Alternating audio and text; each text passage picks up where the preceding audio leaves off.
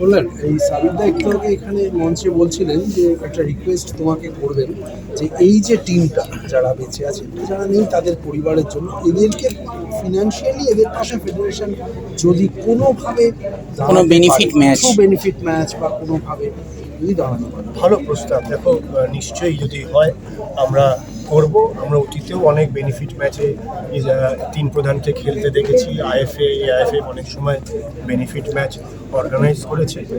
BCCI এর একটা system আছে যারা খেলোয়াড়দেরকে পেনশন দেয়, কিন্তু বিসিসিআই এবং এআইএফএফ এর মধ্যে আর্থিক বৈষম্য অনেক রয়েছে। যেটা সম্ভব মনে করো সামর্থ্য অনুসারে সেটা নিশ্চয়ই করা হবে।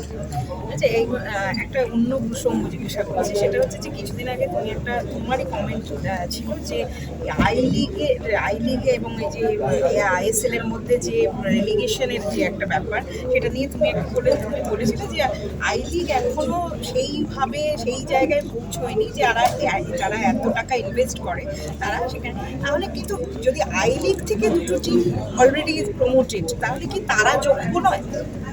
দেখো, যদি আমরা প্রত্যেকটা বিষয়ের তো দুটো দৃষ্টিকোণ রয়েছে।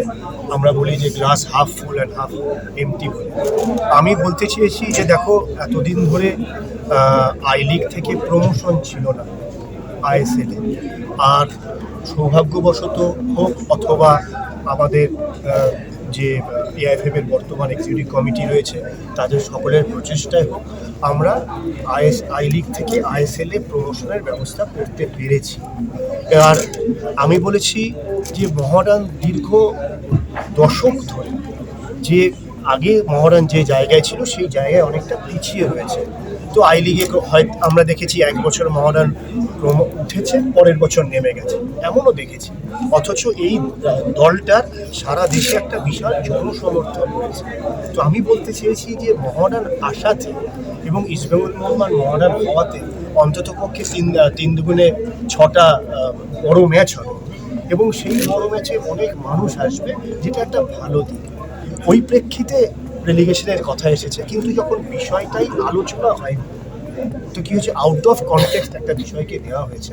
আমি বলতে চেয়েছিলাম যে মহডার্নের উত্তরণটা আইএসএল সেটা বর্তমানে মনে করো এই যে গত 7 মাসে বা 8 মাসে মোহনবাগান ডুরান্ড জিতেছে, আইএসএল শিল্ড জিতেছে, ইস্টবেঙ্গল সুপার কাপ জিতেছে, যেটা বাস্তবিক অর্থে ফেডারেশন কাপ। মহডার্ন ইতিহাসে মানে 27 বছরের জাতীয় লিগ আর আই লিগ যদি ধরি, প্রথমবার মহডার্ন আই লিগ জিতেছে। অর্থাৎ গত 7 মাসে 3 প্রধান 4টে সর্বভারতীয় টুর্নামেন্ট জিতেছে, যেটা সাম্প্রতিক 30-40 বছরে হয়েছে বলে আমি মনে করতে পারি না। তাই বলেছি এটা একটা বিশাল ভালো সময় যাচ্ছে বাংলার ফুটবলের জন্য। আমরা যদি আরেকটু ফোকাস করতে পারি, প্লাস আমিও বাংলা থেকে প্রতিনিধিত্ব করি, আমি বাংলার ফুটবলের মূল জায়গাগুলো জানি, অ্যাডভান্টেজ ডিসঅ্যাডভান্টেজ জায়গাগুলো জানি। তো আমি সকলে চেষ্টা করি, আমার মনে অনেক বাঙালি খেলোয়াড় আবার সুযোগ পেতে পারে সর্বভারতীয় স্তরে। সন্তোষ ট্রফিতে বা আন্ডার-20-তে বাংলা যদি ভালো করে, তাহলে স্বাভাবিক অনেকগুলো বাঙালি খেলোয়াড় আসতে পারে। এইটা আমার বলার উদ্দেশ্য ছিল, কিন্তু কী হয় অনেক সময় অনেক বিষয় আউট অফ কনটেক্সট বেরিয়ে আসে, সেটা এসেছে। কল্যাণদা, একটা আর্কাইভের কথা আপনি স্টেজে বলছিলেন, সেই বিষয়টা যদি একটু বলেন।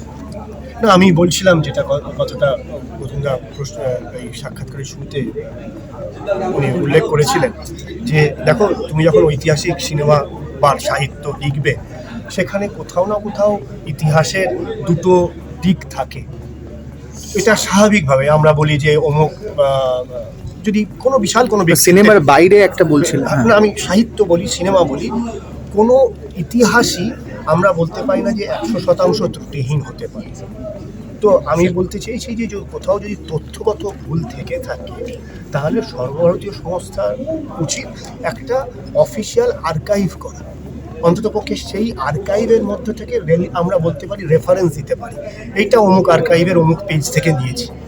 সেটা যদি ঠিক ভুল হয়, তাহলে সেই সর্বভারতীয় সংস্থার উপর দায় বর্তায় যে আপনারা ভুল জিনিস আর্কাইভে রেখেছেন। তো আমার মনে হয় একটা হাই টাইম এসেছে অল ইন্ডিয়া ফুটবল ফেডারেশনে, যাদের নিজস্ব একটা আর্কাইভ বা লাইব্রেরি থাকা উচিত, যেখানে ভারতীয় ফুটবলের সমস্ত তথ্য যতটা সম্ভব পাওয়া যায় সেগুলো সংরক্ষিত। সেন্টার অফ এক্সেলেন্স যেটা আছে সেটা কি, সেটার ব্যাপারে আইএফএ একটা আবেদন করেছিল যে ওরা দায়িত্ব নিয়ে কাজটা করতে চায়, তো এটার কি ব্যাপারে কিছু? না, এটা এজিএমএ আইএফএ সভাপতি বিষয়টা তুলেছিলেন। কিছু কি বলে আপনার আমি বলবো যে আইনি প্রক্রিয়াও থাকে, যে কোথাও সর্বভারতীয় সংস্থাকে দেওয়া জিনিস যেটা লিজে দেওয়া হয়েছে সেইটা কোনো রাজ্য সংস্থাকে দেওয়া যায় কি না, সেগুলো একটা আইনগত প্রক্রিয়া রয়েছে, সেগুলো দেখতে হবে। তবে আমার মনে হয় যে কলকাতায় এখন যেরকমভাবে ফুটবল আবার উঠে আসছে, সেক্ষেত্রে আমাদের একাধিক ফেসিলিটিস তৈরি করা উচিত। নিউ টাউন ভীষণ রকমভাবে গ্রো করছে এয়ারপোর্টের কাছে, ওখানে অনেক স্কুল কলেজ ইউনিভার্সিটি হয়েছে, অনেক আবাসন হয়েছে।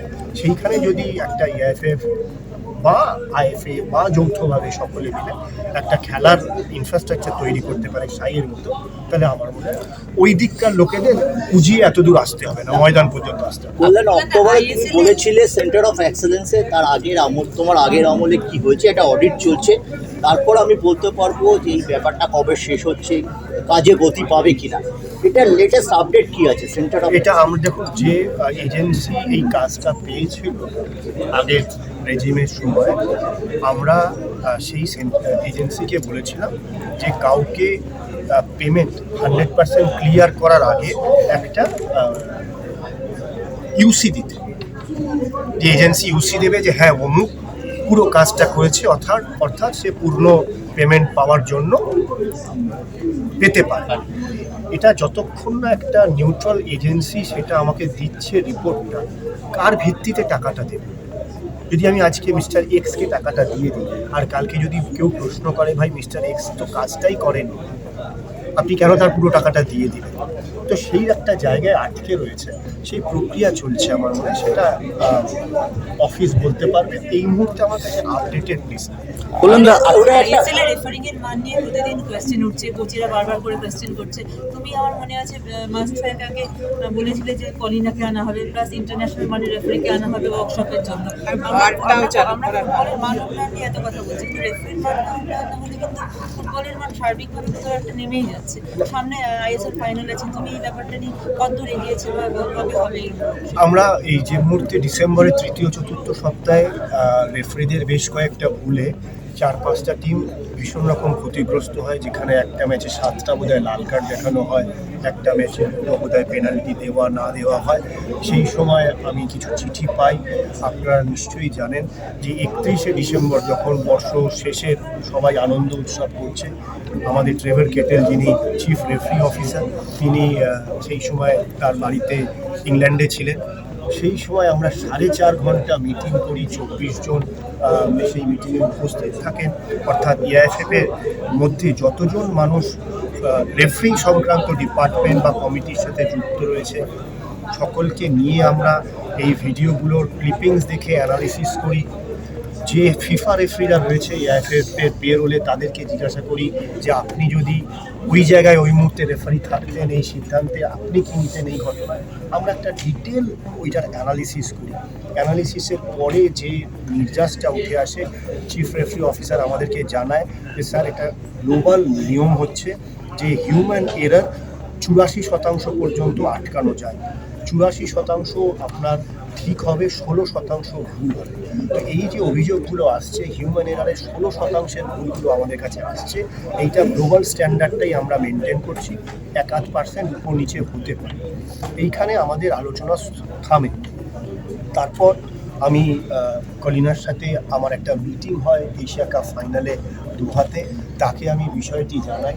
ফিফা প্রেসিডেন্টকেও জানাই যে আমাদের দেশে রেফারি এডুকেশনের দরকার রয়েছে, তারা আগ্রহী হন যে আমাদেরকে এডুকেট করার জন্য।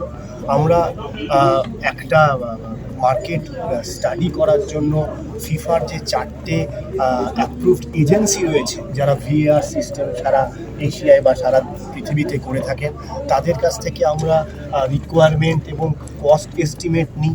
তারা আমাদেরকে কস্ট অ্যানালিসিস করে দেন যে যদি আপনার কাছে অপটিক্যাল ফাইবার থাকে, এই সুবিধা থাকে, in house remote production facilities থাকে, তাহলে এক্স খরচ।